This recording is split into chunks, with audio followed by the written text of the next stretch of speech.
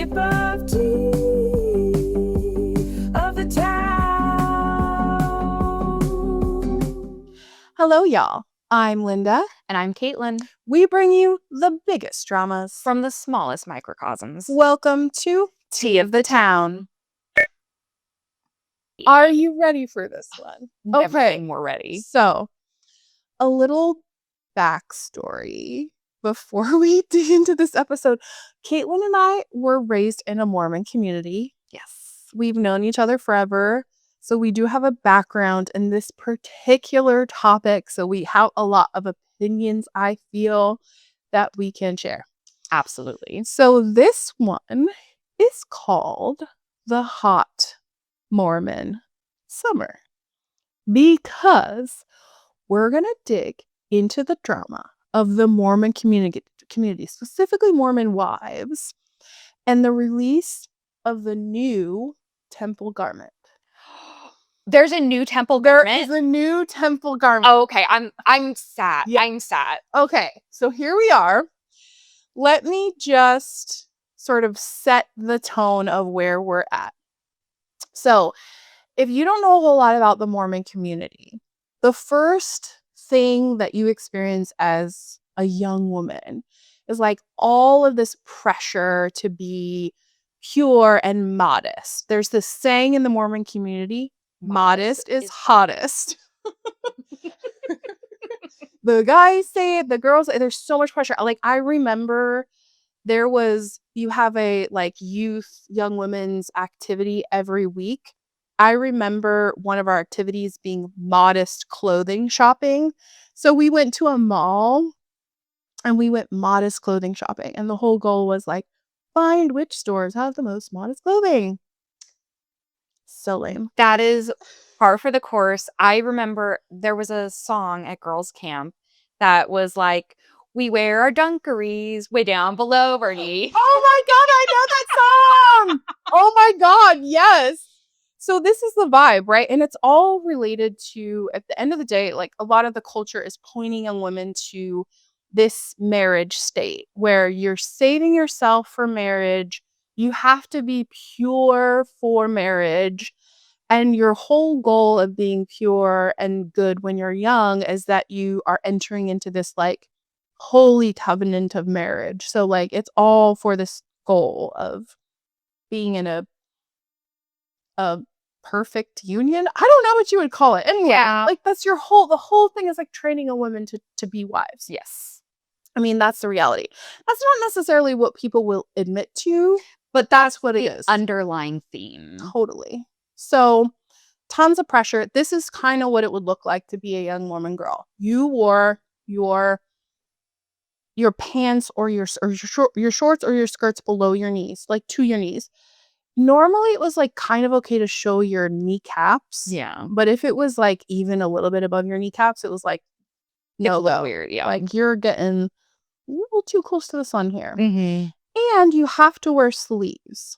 And short sleeves are fine, but even cap sleeves, I remember being like kind of scandalous. Yeah. And I remember one of our friends, mutual friends, telling me a story about her experience at EFY, the Especially for Youth conference. Mm-hmm. She was 14, and she told me the story about how she went to the conference and she had short sleeves, but they were cap sleeves, and she got kicked out. Oh my, that honestly, not surprising. Yeah. Not surprising. Disappointing, not surprising. Yeah. So even short sleeves, like if you don't have a full sleeve, it was considered immodest in our culture. So this is what you looked like. This is probably what kind of the type of thing that you would wear to church. You had to wear a skirt. Yes. And that was very important. I don't know why. Yeah, skirts and dresses, no pants. Yeah. But it was like fine to wear pants the rest of the time. Yeah. So I think it was more of just like you're showing respect. Yeah. And I don't know if it was like, it was just cultural that like you could not wear pants to church, even if they were like nice pants, or if it was more doctrine. I actually have no idea. Yeah. But it was definitely a no-go. Like you were wearing a skirt. If you were going to church, get your ass in a skirt. Absolutely. Period, point blank. Yes. So this is kind of the vibe. And these were like the devil's work.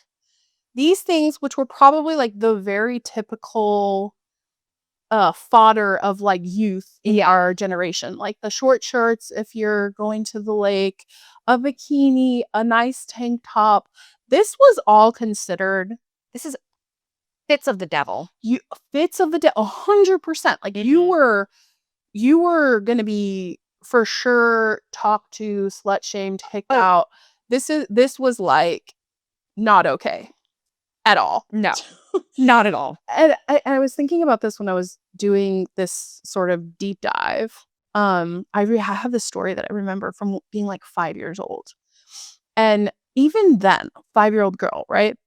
And it was so deeply ingrained in me that short sleeves or like sleeveless shirts were bad that at 5 years old, there was this family party that we went to. And there was this like giant pile of leaves in my cousin's yard. And all the younger cousins were going to do this fun thing where we're all going to jump in the leaves and take pictures. And it was going to be this like super fun thing. Yeah. But something happened to my shirt. I think I got food on it or something. And I had to borrow my cousin's shirt. And all she had was like sleeveless shirts. And I felt so, and my mom told me it was okay. She's like, it's okay. You're with family. It's fine. And I remember having a talk with her and she was just like, no, it's fine. You're okay. But I was so, as a little kid, I was so mortified. I jumped in the leaf pile and would not get out. Oh, Like I was like covering my shoulders with leaves because I felt so, I don't know, it was like guilt. poor baby Linda. Right? That makes me so sad for her. Yeah, but like this was how deeply ingrained It is. so It's- early on. No, that it's- like shoulders are a no-go. Absolutely. It is so true. This is the vibe of the culture. So deeply ingrained in the culture. These are like hell's tools right here. In addition to that, coffee also Yes. devil. Devil drink. Don't have coffee. So anyway, why? Why was this part of the culture? First of all, young women were told very explicitly, like, you are walking pornography if you do this stuff. Like, you cannot wear these type of things because you're tempting young men and you are essentially like walking pornography. So that message was like loud and clear in the community. Like you're going to be, I don't know, you're going to be like so tempting to a young man if you wear a tank top. I don't know. I remember once my bishop at the time telling me, if you knew what goes on in a young man's head, you would be dressed head to toe. That's terrifying. Which is so, and I was like a teen girl, and I'm like, that's such a creepy thing to say or to like, so yeah, you're responsible for men's impure thoughts. It's hardcore creepy. Mm-hmm. Especially from a bishop who is an older, middle-aged, usually white man. Yes. Saying that to a teen girl. Right? Weird. Objectively. So weird. Objectively. Anyway, the other reason is temple garments. This is where our story begins. So temple garments, I'm going to try to explain this in a way that doesn't sound super crazy. Because I genuinely do respect people who believe in this way, because a lot of my family does, and I genuinely like want to have respect for people who have these beliefs, but I do want to explain it as objectively as I can. Yes. So there's this moment in a young person's life where they go through the temple, like they go through the process of kind of what they call, I'm sorry, this sounds funny. They go through getting their endowments taken out, which to me, like, honestly, it sounds like you're like putting your left boob on an altar or something. I don't know what that means. Yeah, it's like you always hear about endowments. Yeah. But like growing up, you're never really quite told what they are. Yeah. So it's just, it's a Yeah, whole it's thing. very secret. You're not supposed to talk about it. Mhm. And no one who goes through it is supposed to like share what happens. But essentially, it's like a ritual that you go through. Yeah. And it's basically meant to be super sacred. And once you go through these rituals, normally it happens when you're getting married. Yeah. Or if you're a guy, it happens a little sooner before you go on a mission. Or girls go on a mission if they do that. But they're not required to. That's another topic. Yeah. That's another topic. But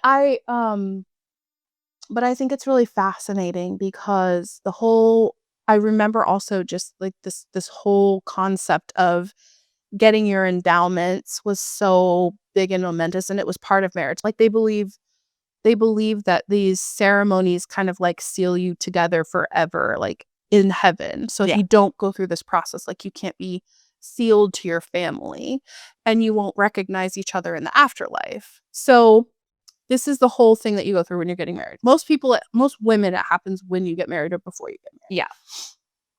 But part of it is after you do that, you wear your magic underwear. I mean, that's what most people know it as, Yeah. is the magic underwear. yeah. Because that's in some ways how it's kind of described in the Yeah. church in less weird words. But yeah. Exactly. Like once you go through the process, it's basically doctrine that you're supposed to always wear your magic underwear. And I'm not saying magic underwear to be derogatory necessarily, but that's what a lot of people know it as. But they're called temple garments, and they're basically this underwear that you wear underneath your clothing. Yes. And you have to wear it all the time, and it like protects you. And I've heard people talk about it differently. Like I've heard people say it's actual physical protection. Yes. And I've heard people say it's spiritual protection. protection. I've heard like the weird stories of like, oh, it saved someone from a bullet, Right. or it saved someone Same. from being burnt to death in a Yeah. fire. So like that's when we say magic underwear, like that's where those stories kind of come from, you know. They are in the culture. And yes. and frankly, I'm not even speaking to what is actually in the doctrine. I'm just speaking to like my cultural experience. Yes. As a young Mormon girl. Like that's what you believed, thought, went around. Those are the stories that are told. Yes. So the temple garments specifically have like they go down to your knees and they have sleeves, which is why those boundaries are so important when they're like when you're going up before you get your endowments. Like you have to basically get used to wearing that. Yeah. So those are kind of the modest boundaries that are established, is like what do the garments look like, and you can't go out with your garments showing. That's like a huge no. And you can't alter your garments so that they don't show. So it's not like you can like pin them up under your sleeves. Like if your clothing doesn't cover it just as it exists, then you shouldn't be wearing that. Then you're walking pornography, and you need to rethink your life, and you need to go change. Exactly. And also like it's a thing where I heard a lot of stories. Like obviously I never wore garments, but like I did hear a lot of stories about like, I know when you're growing up in the church, you hear like people give talks and everything, and you hear a lot of stories about like, you know, getting called out, an older woman calling a younger woman out for like her garment showing, or you know, asking someone to leave because they're wearing something inappropriate. Like a lot of that is just normalized. It's like celebrated almost, that like you're righteous because you're also calling other people out. So it's definitely like a call out culture a little bit. Oh, absolutely. So anyway, this is the whole thing orients around these endowments that are getting done in the temple, and this is what they look like. And look, as growing up Mormon, you see these in the house, right? You see them in the laundry. You see them on your parents accidentally sometimes or whatever, right? So like this was very normal. Like this is what the underwear looked like. And they're considered underwear. Yeah. Like you're even, the women have like guidance around even just like when they're on their period, like what they can wear under it, or how they really. Yeah. So like you didn't even wear normal panties underneath it. Like I guess during your I don't know all the details honestly, but like I guess there's like guidance around what, and you can only order these if you have gone through the temple, and there's a whole special portal that you like log into, confirm you're like a temple worthy member, which is a whole other thing. But I mean, there's like a whole set of standards that you have to meet. Yes. You have to pay your tithing. You have to be righteous. You have to go through interviews to make sure you can actually go through the temple. So you have to basically prove you have like a temple recommend, and then you can order these garments. Yeah. So they're not, and you're supposed to not talk about them. Yes. Or like, well, you can talk about them like with your family, like just in the church, like talk about generally, but like you're not supposed to talk about them with like outsiders. Yeah, and you're not supposed to talk about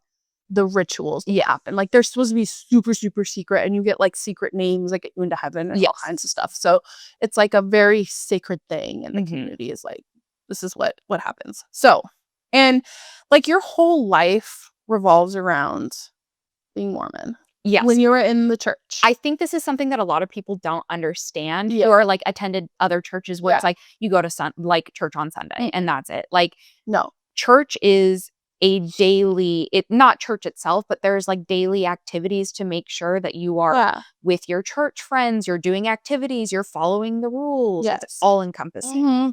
There's camps in the summer. There's Mhm. potlucks. There's ward events. There's like youth activities. There's programming. Like the men do Eagle Scout.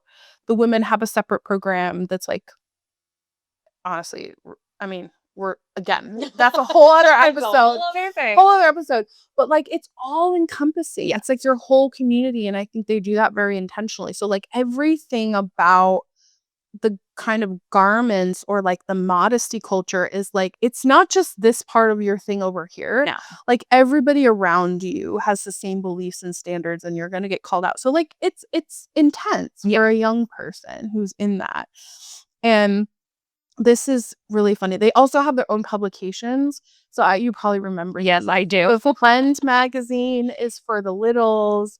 The youth magazine is for like, it's like 17, but for Mormons. And it's really funny. Just about as exciting as you can imagine. Yeah. I mean, this one has like a cover of an old white man on it. Yeah. Like, you can imagine how thrilling the content inside Truly. is.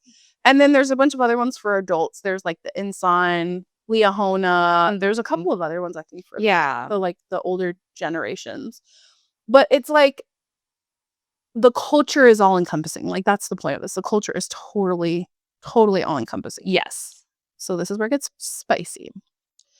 In October of 2024, the church makes an announcement that in certain areas they're releasing new garments because it's like too hot. The climate is too hot to wear these like standard garments. No. So they're releasing new garments, which is This is wild. Yeah. And this is what they look like. So sleeveless. First of all, sleeveless. You're showing your shoulders. This is crazy. I know, which honestly, okay, this does not sound crazy to someone who like was outside the culture, but like the shoulder thing is it was like you are bad if you were showing your shoulders. And now they're just saying, okay, well, Yeah. there you go. Well, and also the thing about like doctrine and the things that we're taught, it's like the church doesn't change for the world. Exactly. And so whenever changes like this happen, it's kind of like, oh, so was this rule just like, was it just fake? made up all along Yeah. kind of thing? Yeah. So that's why it's so momentous. Yeah. So it gets even better than that, right? It's not just sleeveless. Okay. They also announce, and again, this is only for hot regions, a slip for the bottom. That's crazy. Yeah. So instead of having to have like the pants or like the shorts, women had this slip option. So you could have like the shift dress with the sleeveless or a slip. So like what is the idea though behind the slip versus behind like the other garments? Because ultimately you would be able to wear the same things with both of them, right? But it was more, this is why it was controversial, because a slip, the thing with the other underwear is that you weren't wearing your normal underwear underneath it. But this, that's right. the guidance is wear sexy panties underneath. Oh, girl. I mean, that's not what they said. Not on the sexy pamphlet. panties. But still, because you can't be going commando at least. No, so basically you have breeze for the hot weather going up your choo-choo, right? Yeah. And so the guidance is where you're in underwear. So women for the first time, which is weird, right? I'm thinking about, oh my gosh, I can buy my own underwear and wear it. Panties, and the church is cool with it. Yeah, the church is cool with me wearing my own panties and not just for my period. Wow. Revolutionary. Yeah. That's kind of crazy, Right? though. Yeah, so this is a big deal for Mormon women. But the thing is, again, they only released it in these hot regions. So countries like Africa, Uganda, Kenya, and South Africa, in Asia, countries like the Philippines and Thailand. So It's not everywhere yet, but it is, hey, October 2024, Yeah. hot regions. We're recognizing that it's miserable to wear polyester, like a polyester leotard underneath your clothing. Yeah. Here are some options for hot weather. But like, so how did they decide? Was there like a temperature threshold, a humidity threshold, or were they just like, these sound good? Because like there's a lot of hot places in the US. Exactly. Yes. So they did have a plan to roll it out everywhere globally, Okay. but it started here. I don't know that it was clear that it was going to roll out everywhere at first. Okay. So this is what's crazy. So like off the bat, people in the US started getting a hold of them. yeah. Right. And so like immediately you see this is one of the women starting to post like, oh, this is what my new garments look like. And so she was posting like, oh, this is what they look like. I wear this tank top underneath that covers the garment totally. And then I can wear like even a spaghetti strap over the top of that tank top. Pardon? 3 shirts for the heat. But like also the spaghetti. Okay, so she's wearing the tank top over the garment. Yes. And then the spaghetti straps over the tank top. Yes. It's not garments that are Yeah. showing. Okay. So the point of this one was this woman showing like, oh, I found this tank top that like fits perfectly over the garment so I could just wear that and then wear like whatever I want to over the top of it. So what was crazy is like this is not available in the US. No. So what was happening though is like people were getting it because of course like people are on missions, they have family overseas. Yeah.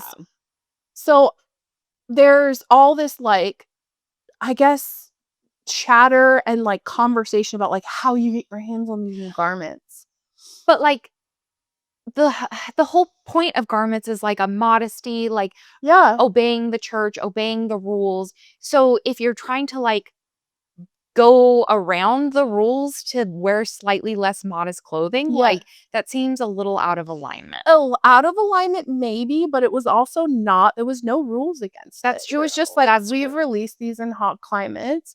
And I just like imagine a missionary who just like got back from Africa, like hawking their garments to old ladies, like in a dark relief society room. They've got like a trench coat they Yeah, open up and like, there's just garments on the got it trench all, coat. ladies. Get your pick. Marriageable material over here. You know what I mean? Like it's so funny because there still is, because this is not all released in the US yet. Yeah.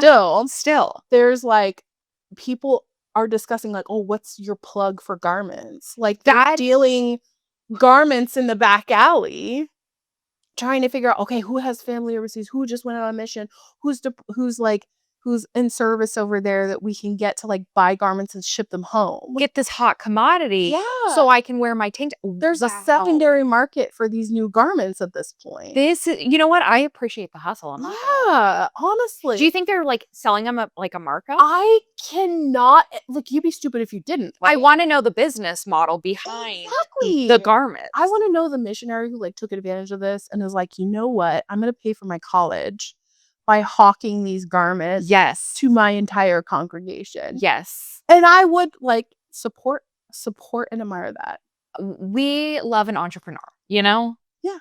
So this is what's happening. And we've even got obviously the men's garment. So this is a TikTok I found of like a wife saying like, look at my husband's new garment. I had to modify his shirt and he can play basketball in this new sleeveless thing. But honestly, the main character is still the Mormon wives. Like this is really all about the Mormon wives, because this is where most of the it's most restrictive for women who are wearing dresses and skirts, and the fashion is, especially summer fashion, is very much like nearly inaccessible to Mormon women and wives.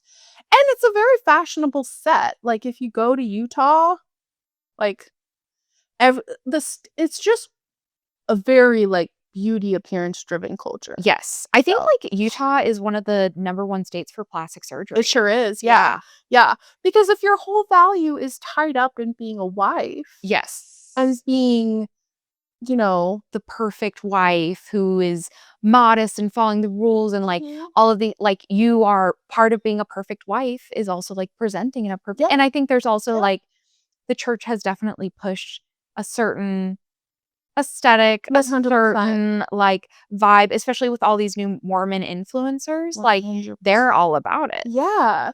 And I think it also kind of ties back to this marriage thing where young women are like you're indoctrinated to think like the whole goal in life, the most important, interesting, valuable thing that you can do is be chosen by a man. Yes. And so like your whole frame is how do I get chosen by a man? Yeah. So let me be prettier. Exactly. Let me get a boob job. Let Be me perfect, be flawless, Yeah. like the best clothes, the Botox, the filler, and like Mhm. listen, no judgment against any of None. those things, but it's the way that it's positioned as Yeah. it's not like you're trying to boost your own confidence. You are trying to lock down a husband, get married, and start popping out Yes, babies. that's Like that's exactly. number one goal. That's the goal. At least that was definitely what the pressure that I felt as a young person in the culture. It was definitely reduced to that. Absolutely. For sure. No, I So felt the exact same way. yeah. And so all about the Mormon wives, right? The aesthetic is what it is. Like this is what it is. Everyone looks the same. The Mormon curls. The Mormon curls. Yeah. Everyone, it's crazy how similar they end up looking. Yes. The types of clothing they choose because they have limited options. Yes. The hair, the makeup, it just like conforms. It's wild. Yes, it's 100% like this. Yeah. It's very weird. So there's a ton of excitement about this because young Mormon wives, especially who have to wear garments, Yeah. are just excited because they're like, oh my goodness, this is. They wouldn't say God. They wouldn't say They God. wouldn't. They would say, They "Oh my would say, "Oh my goodness. goodness." Oh my word. Yeah. Oh my goodness." They are excited. There's a lot of excitement. There's a lot of like, how do I get my hands on this? There's so many TikToks that I found of like women who are sharing that they have it or like planning what they're gonna wear when they get them. Yeah, I mean, it really does like open up your wardrobe entirely. Yeah, yeah. But there's another side to this emerging already, which is there's some people having full-on faith crisis around this, right? Because we're changing things. Yes. Especially the older women and other like ex-Mormons, which we'll get into later, but like older women and even some men. I found some TikToks posted of like Mormon men. Really? Because they were raised with the same thing. Baddest is hottest, da da da da. Mhm. And so the older women especially are having this reaction of like, I held the standard Yes. for this long, and now you're telling me that it's not the standard? Like, I feel cheated. What is this? The church is changing. Yes. This is not the stability that like I believed was the truth. No, it's like and it's also kind of going back to what I said earlier. There's this belief that the church does not change for the world. Like the church Exactly. is steadfast in their teachings, in their rules. Mhm. And so for them to just, even though this doesn't seem like it would be that big of a change, like Big deal. it's a huge deal because any change to the doctrine, any change to the Yes. rules and the culture is like, oh, so we do change for the world. Shock. Yes. And not surprising, this is not the first time they've changed the garments. Really? No. Okay, so the receipts. Okay. This is only the next evolution of the garments. I'm going to walk you through what the original garments look like. I had no idea. Yeah, which I didn't either until I looked at this because most people were so focused in this moment on, oh my gosh, things have changed. Like, is the church even true because they've changed the standard, Yeah. which they've said so like ingrained so deeply that I'm a 5-year-old hiding in leaves because I think my shoulders are sinful. Exactly. You know? Exactly. And then suddenly like, oh, joking, sorry, like Shoulders are cool now. changed our minds, So, but this is the evolution of garments. So they were first basically launched by Joseph Smith in like 1804. Okay. And they were full on like neck to wrist to ankles. Oh, and that was the modesty standard. So the garments used to be way more restricted. Really? And the original versions, like they were tied. You can see the little ties, like tied at the ankles, tied at the wrist. They went all the way up to the neck. And so they were very restricted. It's like miserable. Yeah. So up until 1842, this was the garment. And then it evolved in 1842, and you can see the new version, which is like, I think it was just the fact that it was a one piece and thinner material. Yeah. And I think the it didn't have the ties, I think, at that point. So it was slightly less like restrictive. Yeah. And then it evolved in 1923 to the short sleeves. Yeah. So that's when the like ankle and wrist standard was removed, and modesty to Mormons transitioned from this like, pilgrim look to slightly more modern. I mean, the leap from like the 1842 to 1975 to the 1923 version is pretty drastic. Vastly Like, different. honestly, I think that's maybe a more drastic Yeah. change than like the new one. The sleeves, yeah, agree. And when you think about what was going on in society at that time, it does make sense because this is an evolution of just like underwear generally, right? Because in the 20s, what was happening, it was like the flapper era, women's dress skirts became like ankle length to knee length. Yeah. That was the natural evolution of fashion that was happening. Yeah. And the standards of modesty were changing generally in society. And so, of course, the church is like, well, I guess we can change it up a little. some shorts, Interesting. Yeah. So this is not the first time, even though it's the first time in if you're alive today, like this is the first, well, I guess you could be over 100 and have remembered that. But you would have been a child. Like, I don't think. Yeah. Anyway. And then there was one other smaller evolution in 1979 where they had like separates instead of the one piece. But like overall, it covered the same. Yeah, same area that was covered. It was just like a little bit of a, modification, which is, I think, reasonable. So this is definitely not the first time, but people still, I mean, because of that whole culture, it's kind of mind blowing to a lot of Mormons. And so there's the excitement, but then there's also the like, what the fuck? Yeah. Like, this was not fair to me. What's going on? Yeah. So, but on TikTok, it was really interesting to like see some of the TikToks and Instagrams that I found. Like a lot of people showing like, oh, this is the outfit I can wear with the new garment.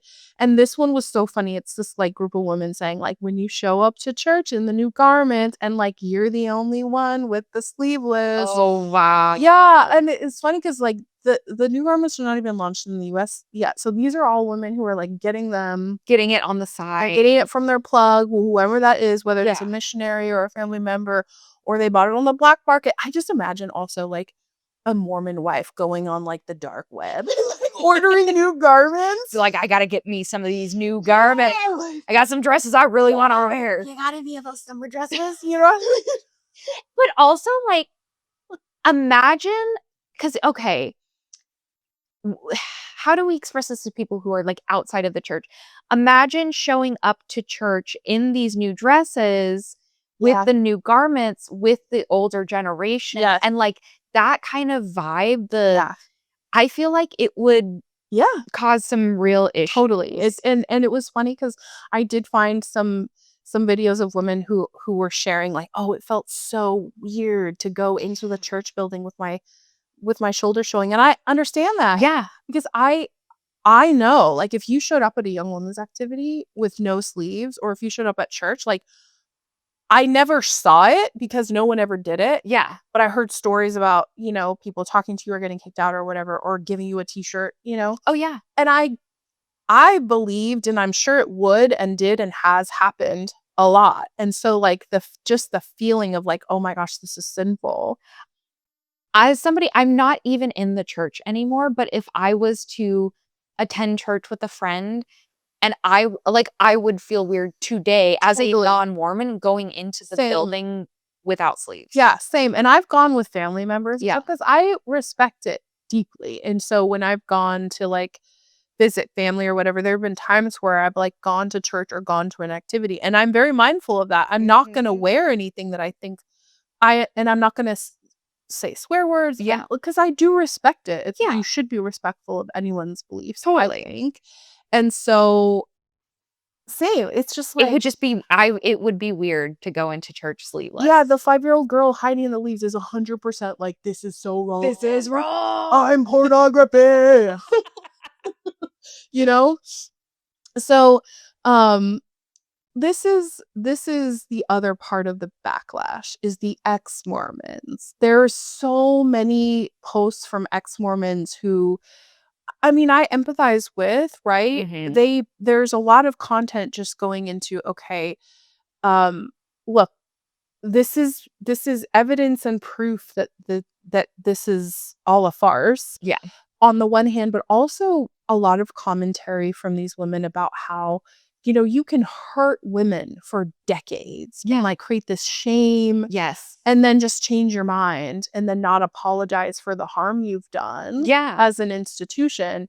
That's wrong. So that part of it is like, women going through this process of like, okay, I went through all of that and I was shamed and like leaving the church shamed on a post that I made where I'm wearing, a tank top and you get like backlash Yeah. and suddenly it's okay.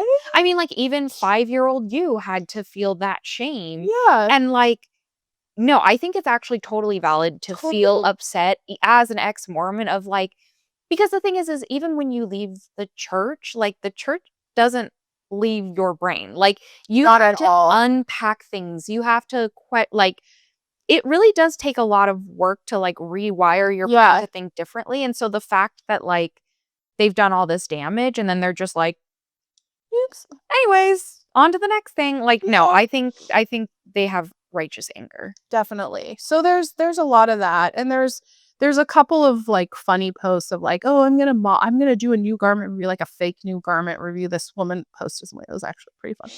She's like, look, it's just funny. Yeah. And so it's a combination of just like this disbelief on the shift and this like anger at like, you put me through all this, you're not gonna apologize, you're not Yeah. gonna acknowledge, we're just gonna change. So it's like, and it was interesting looking at the comments on a lot of these videos because it's definitely a lot of back and forth of like, you're just jealous, you just want to sin, because that's the thing you hear a lot when you leave the church is like, you just want to sin. It's like, actually, I just want to be a healthy human and connect with my own thoughts and feelings and celebrate with thoughts and feelings of a bunch of old white men. But that's another story. Crazy. I know. No, that's, yeah, I just, I feel like the church has done so much damage around just like women in general and the way that they view them. And so it's interesting the back and forth of like being like, you just want to sin when really, I mean, if you think about it too, ultimately the change is to make women more comfortable. So I guess Yeah. there is that, but like, Yeah. And I definitely see both sides because on the one hand, I totally understand the frustration, the Yeah. anger that like you have hurt me and a lot of other people. yes. And now you're just gonna like pretend it never happened by changing it and being like, no comment, but like, we were wrong or whatever. Yeah. It's that kind of vibe. But then on the other hand, you have a bunch of women who feel liberated. Yeah. And I think that's positive. I think so too. And I can see that there is both good and bad in this situation. Yeah. I am glad that it has progressed a bit more to allow for that freedom, but yeah, it's definitely questionable the way it has Yeah. happened. And I found this one video of this like Mormon mom who was talking about how like she has no tolerance for a man having opinion about this because like a man has never worn hot garments and clothes and been pregnant and loading kids into the car at the same time in 100-degree heat. She's so right. She's like right. I've never done exactly that thing, but I understand I understand that sentiment of like, you cannot have an opinion about this. Like, Yes. this is, you don't experience what we go No. through. Like, this is about us. Yes. Kinda it wasn't like, she wasn't saying it was about us, but she was just like, I will not tolerate any male perspective on this. Like, you don't understand Truly. the situation of being like that hot. Anyway. No, I'm with her. Yeah. So, but you still see this like there's so many videos and posts, especially of influencers like doing new garment try-ons, outfits, like here's what I'm going to church in today, like Sunday outfit of the day kind of situation, or like tips on styling and those types of things, or even just like specific recommendations. Because it's not like thin, like the strap at the top is still really thick. So it's not like you can wear all the things. Yeah. But there's a lot of just like tips and stuff. But the comments are fascinating because there's so much back and forth Yeah, I'd imagine. Then Mormon to Mormon, and then ex-Mormon to Mormon, and it's just like really interesting to see it all just Swirling around. I mean, even just like viral. looking at this and seeing like how short her shorts are, which Yeah. in today's world, these are not short shorts They're by not. any stretch of the No. imagination. Like if you're listening to this, it's like halfway down her thigh. Yeah, But even still, to me, that outfit that would have been like, get out, you are go not, change. yeah, Like this is 100%. unacceptable. Yeah. So it's kind of crazy to see the outfits that they can actually wear. Yeah, like even this woman on the right with the like red cherry dress, I'm like there's no way that would have been in the realm of acceptable in the No. area that we grew up in for a Sunday outfit. And so it's kind of it is I'm happy that they get to experience that in a different way and it's better for them. But at the same time, I do understand the backlash of like, Oh yeah. what? Yeah. Like, what? So this is where we end. New drop of the new garments coming to the US this quarter of this year, or Q4 of this year. So basically starting in like October, people in the US are going to be able to start to get them without like having your connection, your hookup, like sliding money in a baggie on the, I'm kind of sad about the secondary market though. no. Like I'm really sad for those entrepreneurs losing their bag. Yeah. But like, okay, so just question though, this is going to be available all throughout the US. Is this now the new standard or is it still specifically for hot regions? So the way that it's framed is it's for hot regions or hot weather, but you could buy it in the US. So like the shipping situation, like you log into the US portal, I guess, or Yeah. I don't know what the logins. It basically the impression that I got is like they're available for shipping in the US from the like central place where you order your garments. So they'll see these options appear in Q4 of this year. So starting October, sometime between October and December, they're going to start showing up. Yeah. And then you can order them and they ship everywhere. Because that's the other thing about Mormons is like everything is very self-contained. Like they have their own bookstores, they have their own production of the garments and clothes. They have their own all the things. Video production. Yeah. I remember going when I was a kid to Deseret Books. I don't know if Yep, Deseret Books. I remember. you would take a trip, you would get your CTR ring, Mhm. get the fancy one, or you could get the cheap one that you have for free when you turned 8. I always have the cheap one. I had the cheap one, but I broke it, and then there was I think at one point I like saved up a bunch of money and got like a nicer one. Ooh. I was older though. I think it was like 11 or 12 when I got like a But you're like, I'm ready to upgrade my CTR ring. upgrade my CTR ring. Choose the right with the choices placed before you. Oh, It's like for like sleeper agents that were just activated. shit. I don't know why that like created this feeling in my body. It's because we were awakened as our little Mormon agents. That one and popcorn popping on the apricot tree will always activate my Mormon brain. Do you remember the like pledge that you used to say? Also, the Young Women's Pledge. Oh, we are daughters of our Heavenly Father who loves us and we love him. We will stand and oh my God, what was it? I don't know, but I feel like if I heard someone say it, I would just Then it would start to like if it would just take would a just couple drown. lines and then I'd be like, all right, we're back in it. I heard that they don't do that anymore, which was wild to me. Like I saw a TikTok that was referencing it. I didn't go into any like rabbit holes on it, but someone referenced that. And I was like, wait, do they just not say it? But like we had to say it. Like you stood up And you said it every week. and you had to memorize Yes. that. Like that was one of the things that you had to do. You had to memorize that. You had to be able to just cite it. It was long. We will stand as witnesses of God. Oh my God, I'm gonna look it up because now I just want to know. Young Women's LDS Pledge. What was it called? The Pledge? I don't even Young know. Women's thing. I'm a beloved daughter of heavenly parents with a divine nature and eternal destiny. Wait, that's not it. Did it change? There's no way. Oh my God, it changed. Oh my God. Okay. I think I found the original version. Okay. We are daughters of our Heavenly Father who loves us and we love him. We will And stand as as witnesses of God at all times and in all things and in all places as we strive to live the young women's values, which are faith, divine nature, individual worth, knowledge, choice and accountability, good works, and integrity. We believe as we come to accept and act upon these values, we will be prepared to strengthen home and family, make and keep sacred covenants, receive the ordinances of the temple, and enjoy the blessings of exaltation. Yes. Okay. Okay. We're probably going to need to cut that out. That's really embarrassing.